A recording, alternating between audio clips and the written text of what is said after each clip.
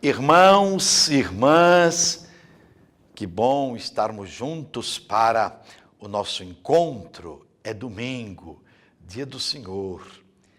Hoje, dia 6 de agosto, iniciando o mês vocacional. A nossa vocação é amar. A nossa vocação é viver a amizade com Deus.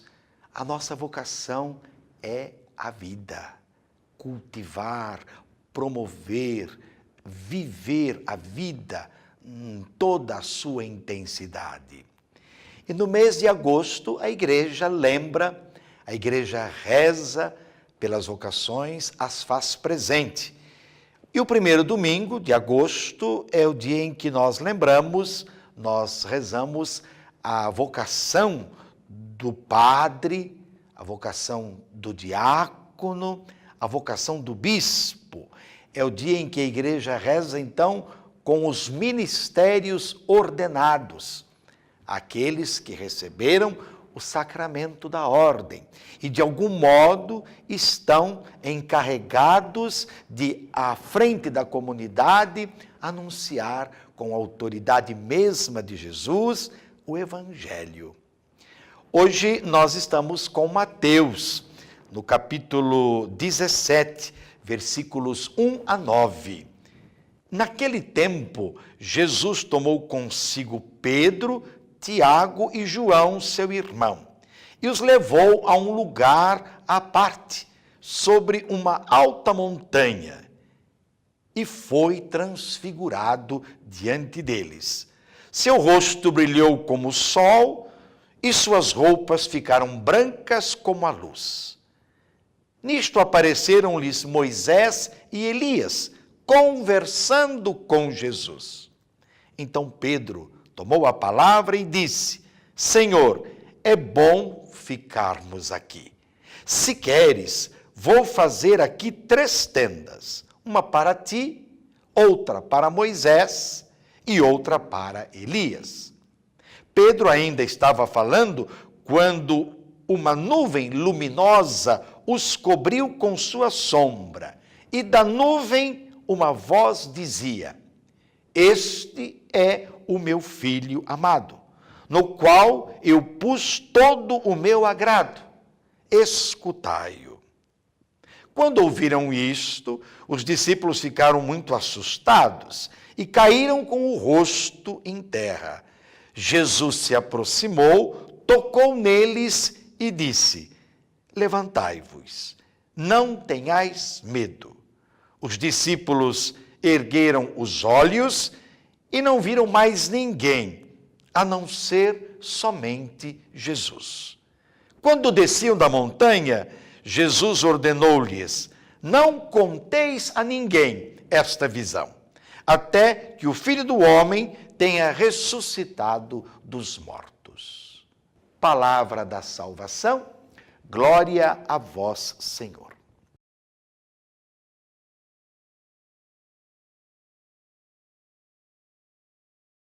Jesus está a caminho de Jerusalém. Quantas vezes ele anunciou aos seus discípulos a ida a Jerusalém?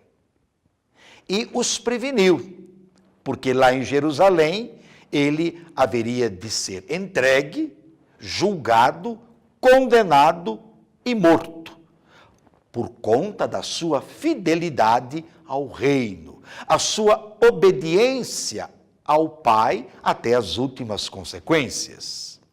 Não permaneceria refém da morte, mas ressuscitaria. Portanto, no caminho, com 3 de seus discípulos, que podemos dizer são os mais próximos, Pedro, Tiago e João, subindo a montanha para rezar, para estarem a sós com o Pai, Jesus é transfigurado. Quer dizer, Jesus muda a sua aparência. Aquele homem, com certeza suado, pés no chão, empoeirado, aparece com o seu rosto brilhando como o sol, as vestes brancas como a luz. E com ele, quem? Moisés e Elias. Nós sabemos que Moisés representa toda a lei, não é? E Elias, os profetas. Isto quer dizer, no contexto da transfiguração, que Jesus é a lei. Ele realiza todas as profecias. Nele, elas se cumprem. A sua lei se traduz pela fidelidade, pela obediência ao projeto do Pai. Nesse contexto de transfiguração, é que Pedro vai manifestar o desejo de permanecer lá. Está muito bom na montanha, vivendo aquele clima, vivendo aquele momento. Para que descer da montanha?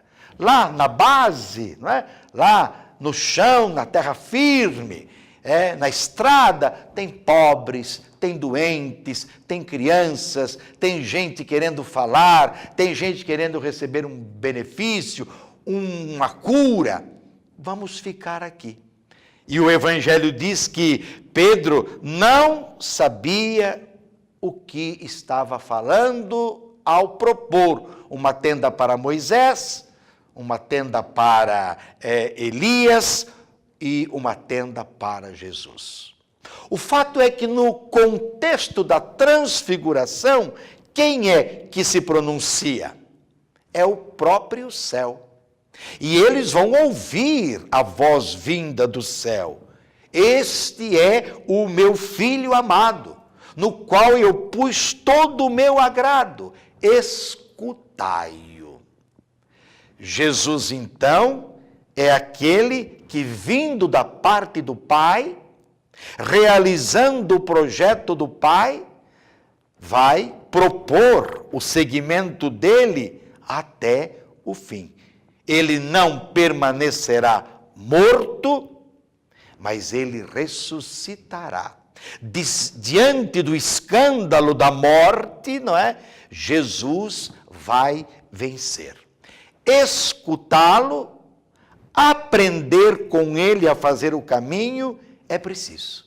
Porque só aí os discípulos reunirão forças, condições para segui-lo, para ir com ele até o fim. E eles, diante desse mistério, vão nutrindo esta certeza de que Jesus será vitorioso. A morte não terá sobre ele a última palavra. Então, eles se sentem confortados, eles se sentem encorajados, animados a prosseguir o caminho. Jesus vai chegar em Jerusalém. É preciso que ele chegue em Jerusalém. Aí se realiza o desígnio de Deus em todo o seu esplendor, em toda a sua grandeza, com a sua morte e a sua ressurreição. O que é que nós vamos pedir hoje, neste domingo tão bonito, na solenidade da transfiguração do Senhor? Nós vamos pedir a graça de, enquanto caminhamos com Jesus, compreender que o sofrimento, a perseguição, a morte, a dor vão se transformar em vitória. O que nós não podemos é ficar no caminho. O que nós não podemos é nos acomodar. O importante é caminhar. E Jesus termina exortando os seus discípulos para não dizer, para não contar a ninguém o que eles tinham visto, o que eles tinham presenciado. Ou seja, por ocasião da sua morte e ressurreição, eles vão se lembrar do que aconteceu lá na montanha e vão dar a ele, com certeza, a sua firme, convicta adesão. Caminhemos com Jesus, caminhemos com a igreja, caminhemos na transfiguração. Porque o que aconteceu com Jesus, o que nele se revelou, acontecerá conosco. Em nós também vai acontecer a transfiguração.